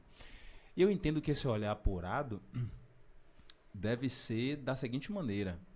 Eu já estou trazendo aqui uma solução, né, para o problema, né? Sim, Porque apresentado isso. realmente é um problema a pessoa ser músico profissional, não poder tocar fora. Fora. Quer dizer, eu entendo que não pode tocar fora. Tem Sim. muitos que tocam. Mas eu entendo, à luz da Bíblia, à luz de alguns textos que eu citei, que não se deve misturar. Mas, bom, e qual a solução para isso? Pronto, é o que a gente está conversando agora. Eu entendo que esse líder com visão de águia, ele deve analisar todo um contexto. Porque, por exemplo, vamos supor que na minha igreja tenha 5 músicos. Tem 5 músicos lá. Existe um músico profissional que estudou, é formado em música, beleza, está tocando lá inserido no meio dos 5. Só que esse que tem a maior formação, ele trabalha em outra atividade remunerada, não passa aperto, vive bem. Eu entendo que esse não necessita, não necessariamente a igreja tenha que assisti-lo. Entendo. Porque ele já está sendo suprido por uma outra atividade profissional. Só que existe um outro que toca menos, bem menos, mas só toca ou está estudando ainda para se formar em música, um exemplo. E ele não tem outra atividade fora, mas é casado, tem família, passa aperto, faz bico, sabe? Aí eu entendo que o líder deve provocar a igreja e o pastor para assisti-lo de alguma forma. Ah, mas ele não é formado. E o que é formado não recebe nada. Aí vai do contexto. É aquela velha visão de água. É o faro, sabe? É o olhar apurado daquele que está à frente. Tem que fazer. Tem que fazer. Eu tenho vários amigos, Thiago, que são músicos formados. Eu não sou formado, eu não tenho formação em música. Minha formação é outra. Mas eu tenho vários amigos formados em música e vários amigos que começaram ali na igreja, sabe? Mas o negócio começou a apertar, uma conta para pagar. Ninguém chegava próximo a ele, muito pelo contrário, muitos achavam que por ele ter o dom, ele era obrigado a estar ali, sabe? Ah, fulano não vem pra igreja, sabe? Abandonou a igreja, o pastor tem que chamar ele. Poxa, será que o olhar tem que ser esse? Será que a visão, a fala tem que ser essa? Você sabe por que o irmão não foi pra igreja? Você sabe qual a situação real do irmão? Então, uma solução que eu acho pertinente é justamente essa. A igreja tem que chegar junto. Essa questão de eu sei que em alguns momentos já me ocorreu. Já ocorreu com você, né? Já ocorreu comigo já essas questões aí. De você, como é que eu posso dizer assim, tá passando por alguma situação delicada, certo? E não ter um suporte específico. Entendeu? Um Entendi. suporte. Muitas vezes você pode estar assíduo aos cultos, né? Falando de igreja, está assíduo aos cultos, tocando durante os cultos. E muitas vezes você pode também não estar, ou faltar. Mas nada é perguntado. Entendeu? Entendi. Aquele suporte não ocorre. Então, assim, como é que se diz? Isso aí já foi passado por mim já. Mas, então, para você, a resposta está nisso aí, nessa questão de é necessário que o líder, né, digamos assim, existe também agora pastor de músicos, tá ligado, né? Sim. Tem essa visão, tem essa intimidade, tem esse aprochego, não sei se eu falo isso, com a Aconchego. pessoa, aconchego com a pessoa, né, que possa ali procurar saber, conversar e criar uma relação para que possa entender aquela pessoa e saber o que fazer. É como a resposta do meu colega. É como a resposta do meu colega que disse, né? Naquela pergunta que lhe foi feita, ele respondeu para o nosso chefe lá dizendo que ser líder é conhecer a cada um. Essa resposta dele foi completa. Porque realmente, Thiago, ser líder é isso aí.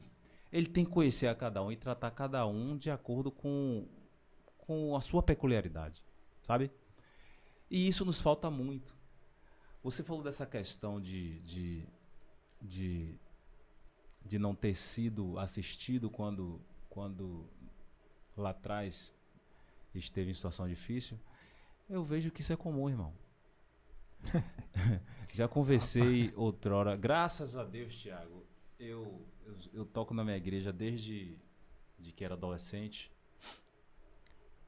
mas graças a Deus eu nunca passei por uma situação de tamanho aperto a ponto de precisar Sim. de um auxílio da igreja, nesse sentido, né, que a gente está conversando aqui. Mas não é porque eu nunca passei por isso que eu não acho que quem esteja passando ou quem passou não deva ser assistido, né? Aí eu acho que é aquela máxima que eu vou voltar a repetir aqui. Eu acho que peca muito o líder que não viu isso. E a gente tem que cuidar dos nossos, rapaz. Por exemplo, o músico é um crente comum na igreja como todos os outros. E sem falar que ele também é uma pessoa, Thiago, como qualquer uma outra.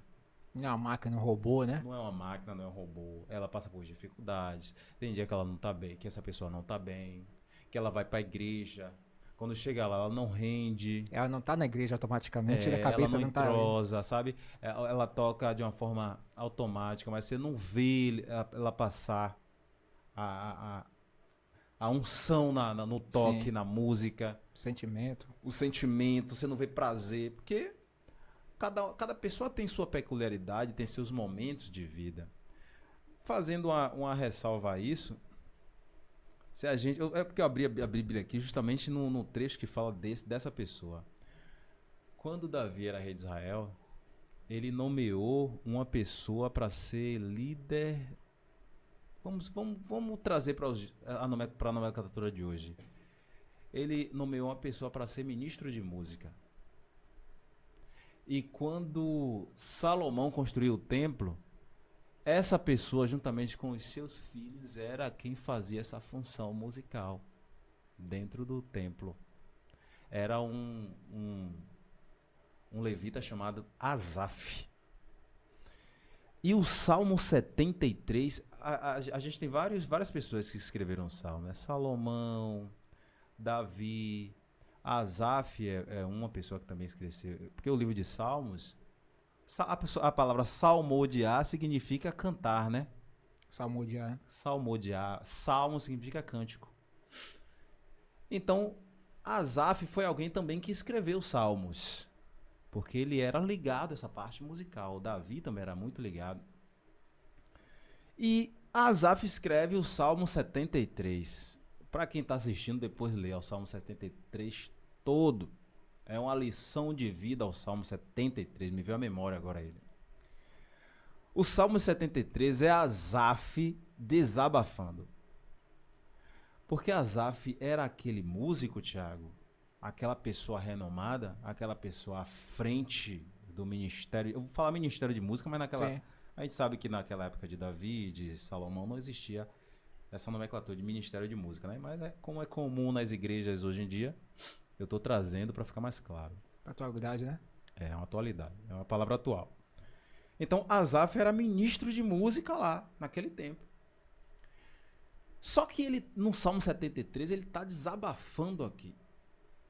Ele começa o Salmo 73 dizendo assim, ó: verdadeiramente bom é Deus para com Israel e para com os limpos de coração. Bonito até aí? Sim, né? Aí ele fala dele, o 2, versículo 2. Quanto a mim, meus pés quase se desviaram. Pouco faltou para que escorregasse os meus passos. E ele começa a dizer os porquês. E passa por essas questões. Asaf via as pessoas que não eram do povo de Israel, que não faziam o que ele fazia, que não cultuava a Deus, que não levava as pessoas a cultuar a Deus, prosperar. Tem sentido, não tem? Ele via essas pessoas prosperar, ficando bem, tal. E ele, nada. E ele nada, e o meu nada. Sabe?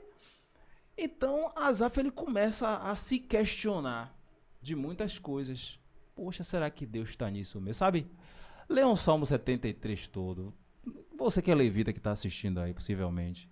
Leia o Salmo 73. Ele começa a se questionar e perguntar para si, murmurar e falar. Coisa natural do ser humano. Eu entendo que Asaf estava passando por um momento de depressão. Só que no final ele se volta para Deus, né? E ele não é tomado por isso, ele volta a cultuar, louvar e adorar, e a história termina feliz. Só que o levita de hoje em dia também passa por isso, irmão. Por momentos difíceis. Sabe, Thiago? Por momentos de dificuldade, por problema familiar, por depressão, sabe? Ah, crente não fica depressivo. Quem disse a você, meu irmão? Quem disse que não é? Quem disse a você que não fica? Nós somos seres humanos feitos de carne e osso. E nós também passamos por essas questões, irmão. A Bíblia diz que o sol nasce para o ímpio e para o justo. É o que procede, né? A mesma chuva que cai para o ímpio, cai para o justo. Então tem coisa que é comum a todos nós. É comum, irmão. Só que, como nós temos o discernimento do Espírito Santo de Deus, nós nos deixamos guiar por Ele e conseguimos sair de qualquer situação difícil. Mas a palavra de Deus também ensina que nós devemos cuidar uns dos outros. E aí, aquele irmão mais próximo tem sempre que estar ali auxiliando mesmo, sabe? E esse conselho, Tiago, que eu dou para solucionar problemas relacionados aos levitas, não se restringe só aos levitas, tá? É para todo o corpo da igreja. Porque se existe um irmão ali também que está desempregado, eu entendo que a igreja tem que chegar junto dele. Sim. Eu entendo. Desculpe interromper você. E assim, não diretamente, muitas das vezes, né, como você falou, poderia ser pequena, mas não diretamente ser aquele valor tabelado de ser um salário. Como a igreja for pequena, um exemplo, que tem também suas mazelas, tem seus pagamentos a fazer, né? Como qualquer outra de uso de água, telefone, internet. Então, assim, pelo menos uma oferta, né? Um valor que possa dar, né? Dentro das condições, para que possa de alguma forma ajudar, né? Mas haver, nesse caso, o suporte, né? Exatamente. Entendi. E eu entendo assim, Thiago, o cristão, ele não deve tocar no mundo secular em paralelo com a igreja, porque ele vai estar misturando as coisas. E Deus não aceita mistura, irmão. A palavra de Deus diz que nós temos que ser santo em toda a nossa maneira de viver. Não é só na igreja. E a palavra santa é o quê? É separado. A palavra santa é separado. Ah, meu, mas eu sou profissional. Eu sei separar as coisas. Já ouvi isso. Eu tenho um amigo e irmão, que eu não vou citar o nome, que ele faz esse tipo de coisa, né? Ele toca na igreja e toca fora da igreja. E por sinal, rapaz, ele me contou uma coisa uma vez que eu falei, rapaz, você fez isso? Ele falou, fiz. Ele me falou, Thiago, determinada vez, que de manhã ele foi pra igreja, escola bíblica, de noite, parece muito com o que eu falei no início. De noite ele foi pra igreja, ceia. É a ceia ainda? Ceia. Ceiou lá com os irmãos, tal. É baterista ele. Mas depois da ceia tinha um evento pra ele tocar. Se eu não me engano foi no Campo Grande. Um evento grande, né? Ele toca bem, ele é profissional. Tinha um evento pra tocar no Campo Grande. Eu não lembro com quem foi a banda. Foi uma dessas bandas de Salvador aqui, muito conhecida. E ele foi, irmão. Ó, de manhã tava na igreja, na escola bíblica, na EBD. No estudo, sim. No estudo, beleza. Terminou a EBD, foi pra casa, encheu a barriga. descansou um pouco. Pra quem não sabe, a EBD é a Escola Bíblica Dominical, certo? É onde a gente busca, né, estudar, aperfeiçoar um pouco Estudar. mais o conhecimento da Bíblia, da palavra de Deus, né? Exatamente. Que é a boca de Deus, né, que a gente fala isso. É. Ele foi, eu imagino, né? Foi pra casa, almoçou depois da EBD. Depois deve ter descansado um pouco. Quando deu 6 horas, estava na igreja, tocou lá o culto, levou os irmãos a adorar, sabe? Tocou lá. Lindo. Só que depois de ter feito tudo isso, aí o que é que ele faz depois que sai da igreja? Vai tocar no mundo secular. Não é coerente isso, Tiago. Porque a palavra de Deus diz, irmão, que o crente tem que ser santo em toda a sua maneira de viver. Eu não vejo santidade nesse tipo de ação. É extremamente incoerente isso, irmão. Na minha visão. Mas respeito quem faz. Respeito quem faz. Não sou pastor para discipliná-lo. Não me vejo nessa condição. Mas uma vez a gente bateu um papo e ele estava conversando comigo sobre isso e disse que não via problema nenhum. Ele falou, não vejo problema nenhum. Eu fui lá ganhar meu dinheiro. Toquei. Fiz o meu Toquei, fiz meu cachê daquela noite e tô aqui. e fui pra casa. Fui pra casa dormir, meu irmão. Qual o problema nisso? Eu falei, rapaz, eu vejo problema nisso, irmão, mas aí é o particular. A palavra de Deus que a salvação é individual. A relação de Deus com ele, eu acho que está um pouco divergente do que diz a Bíblia, né? Eu não sei que tipo de voz ele está ouvindo. Mas se a gente for para a Bíblia, sobram passagens que condenam esse tipo de conduta. Eu não vejo coerência nenhuma. Mas enfim, é o que a gente tem hoje. Agora existe uma outra polêmica em cima disso tudo, Thiago. São o que se tornou a música dentro da igreja. Porque enquanto a palavra de Deus diz lá em Ezequiel 22, se eu não me engano, que o povo tem que saber discernir o que é santo do que é profano, enquanto a palavra de Deus diz isso, se eu não me engano, Ezequiel 22, 26. Se eu não me engano, é essa passagem. Na igreja, na atualidade, eu vejo que não há santidade em muitas músicas tocadas.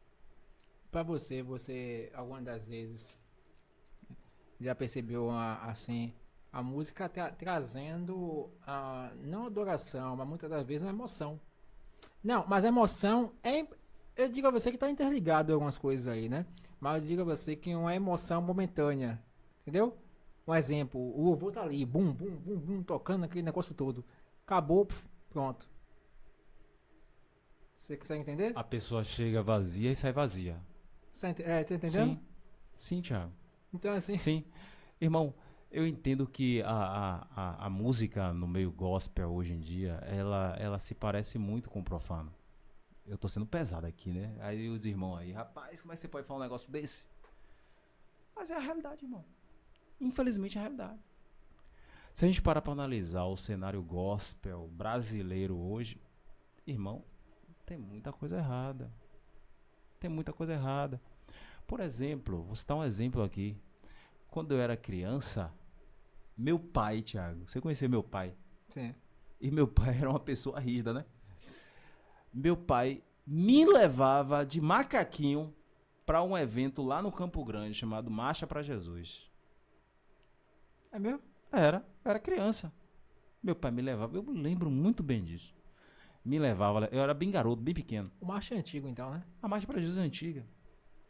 Ele me levava de macaquinho, chegava lá, era uma marcha mesmo. Os irmãos iam andando, evangelizando.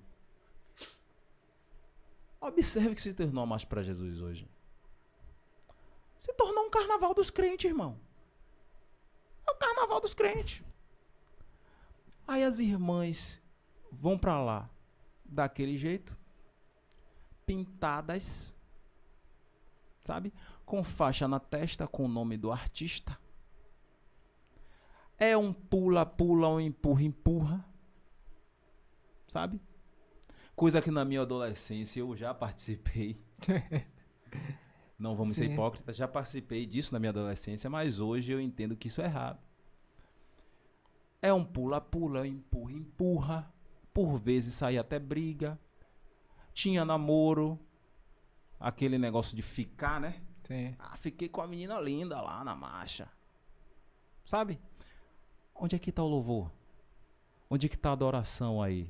É o promover, hoje em dia, mais é o promover, né? O nome, a É. banda, E outra coisa, Thiago, status. é extremamente parecido com o carnaval, porque são vários trios elétricos saindo na avenida onde se pula o carnaval, no mesmo roteiro. O roteiro Campo Grande, Praça Castro Alves. Né? É. Aí tem o trio elétrico, as pessoas pulando atrás e esperando outro trio com suas faixas na testa, gritando, pulando, às vezes brigando. Você fala, rapaz, será que aí estão os verdadeiros adoradores? Aquele que o Pai busca a adoração em espírito e em verdade? Fica a pergunta. Eu acredito que não, irmão. Eu acho que a igreja tem se aproximado muito do que é mundano.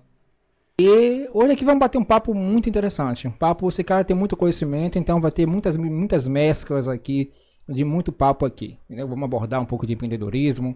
Ele é uma pessoa empreendedor, né? E vamos também abordar sobre algumas questões, né, de geopolítica, que ele tem também conhecimento. Então, recebam eles aqui. Muito prazer em receber você aqui, Herbert. É muito bom ter você aqui. E rapaz, velho, a questão de empreendedor é muito importante, acredito, hoje em dia, né? Assim, quero saber de você como foi sua história. Para quem não sabe, Herbert tem uma. Ele vai falar melhor aqui o que ele trabalha, né? Que tem muitas coisas que ele tá atuando, atua, vários nichos, então ele vai estar falando melhor, tá bom? Na questão de. Tenho dúvidas assim até hoje, né? De empreendedorismo. Uma pessoa que já é empreendedor há muito tempo, né? Quantos anos? Pô, mano, eu comecei a empreender de fato desde os meus 14 anos. 14 anos. Vendia CD na escola. É mesmo, velho? Sim, meu irmão. Rapaz. Vendia CD na escola, fazia playlist de pagode, que o pessoal gostava muito na escola, né, na minha época. E aí eu revendia por 2, 3 reais, dependendo da quantidade de músicas. Isso com 14 anos de idade. Hoje eu tenho 29, então digamos que eu tenho 15 anos no ramo. Rapaz. Agora, assim, conte um pouco assim na sua história, como é que foi o início. Foi fácil ou Não. foi difícil? Até hoje é difícil, mano. Muito difícil. Você empreender, cara, é você ser 24 horas sua empresa. Ou seja, é você por você a todo tempo. Se você não produz, você não tem dinheiro, você não fatura. Logo, você não mantém a boa saúde da sua empresa. E da sua vida também, né? Que uma coisa é dependente da outra, paralelamente. Então, assim, você tem.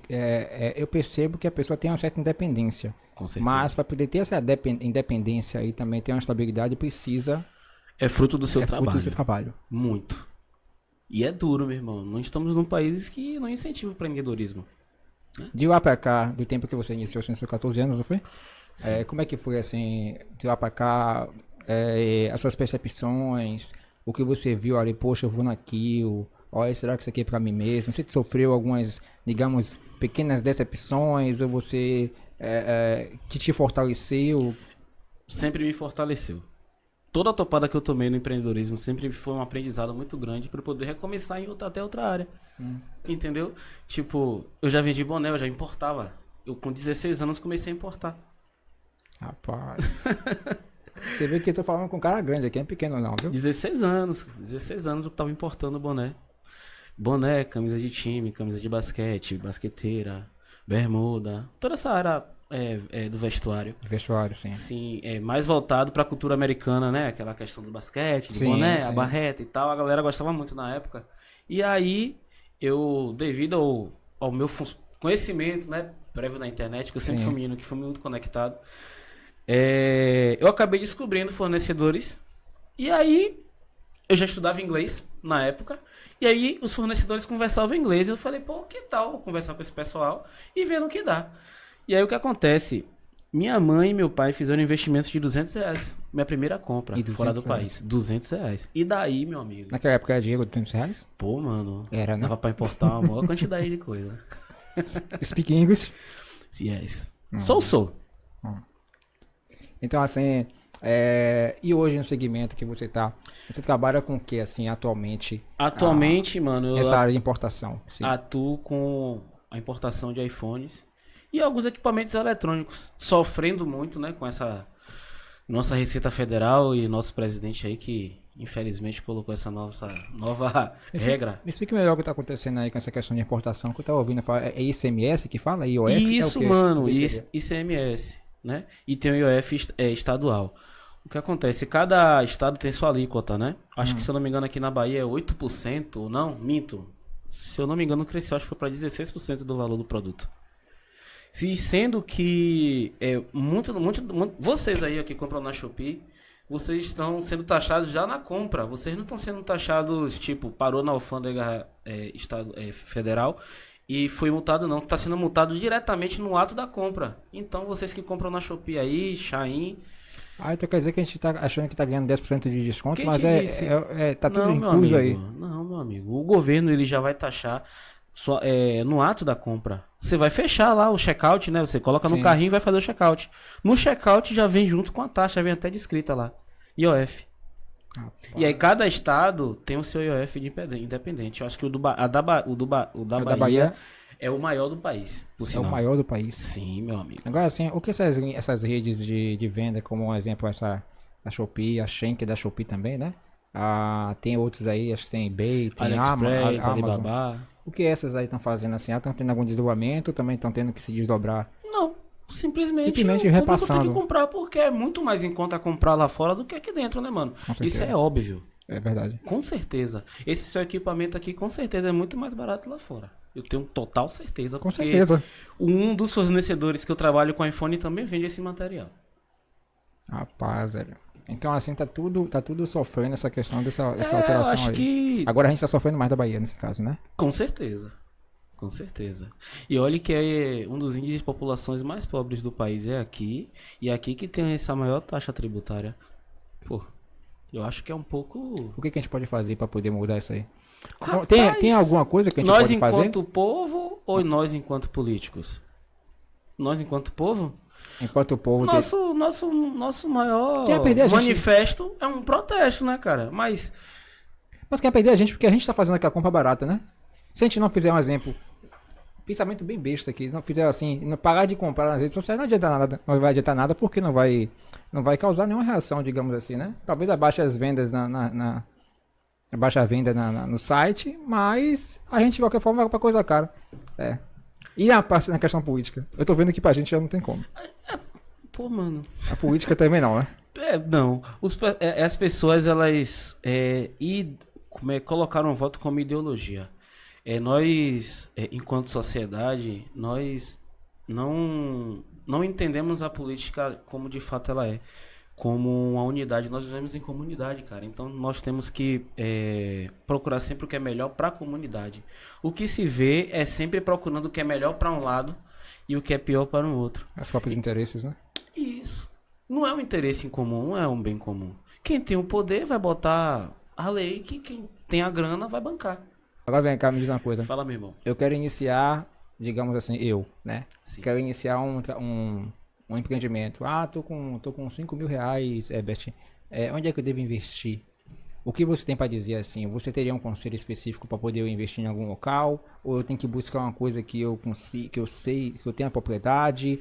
Quais são os meios de eu ter um valor ali? Eu falo assim, poxa, eu quero pegar esse dinheiro aqui, fazer e girar, render, ficar rotativo aí e fazer alguma coisa. Tem várias possibilidades de você investir, mas se você investir em alguma coisa que você goste de fazer e saiba fazer, é muito mais fácil de você trabalhar. Concorda comigo? Porque Sim. talvez você trabalhe com o que você goste e você se dedique mais. Com certeza. Entendeu? O que você faz com amor é o que eu faço com futebol.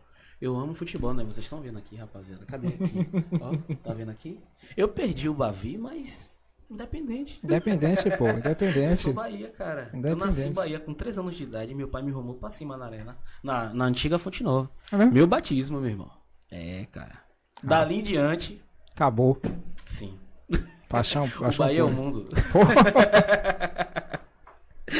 Mas enfim, voltando aqui para o assunto do empreendedorismo, eu acho legal você começar com o que você se identifica e gosta de fazer e sabe fazer, entendeu? Algo que você não tenha tanta dificuldade, não seja tão embaraçoso. Porque daí, se você quiser depois empreender em outra área, em outra coisa, você já ter esse know-how com o que você gosta, que é Sim. muito mais fácil de você aprender e empreender com aquilo que você gosta. Na época que eu comecei a importar, eu também gostava daquele estilo. Então, eu me via vestindo aquilo e queria vender aquilo pra galera.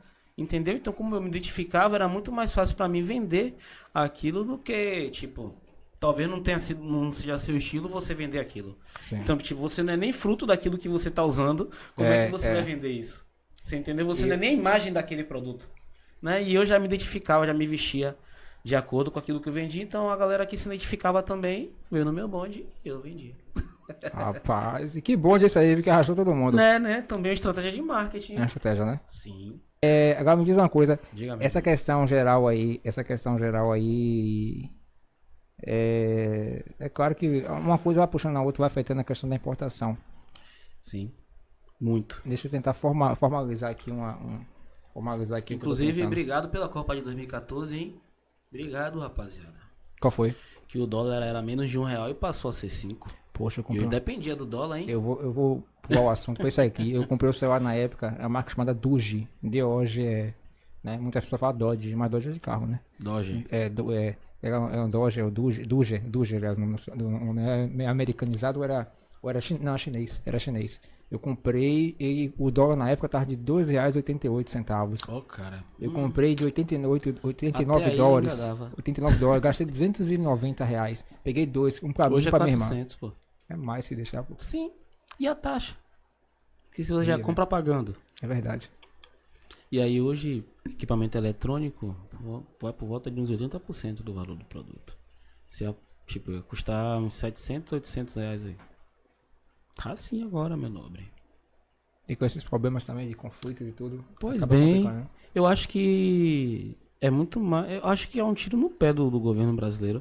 Que eu acho que você importando coisas, você fomenta a cultura fomenta a economia do local, pô. Sim. Porque muita gente importa para revender. Ou seja, vai gerar valor, gerar lucro, venda. Esse mesmo valor que a gente vai gerar de lucro, a gente vai gastar aqui dentro do país.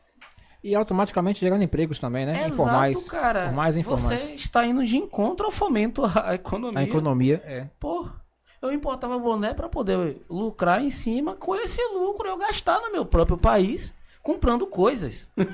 Entendeu?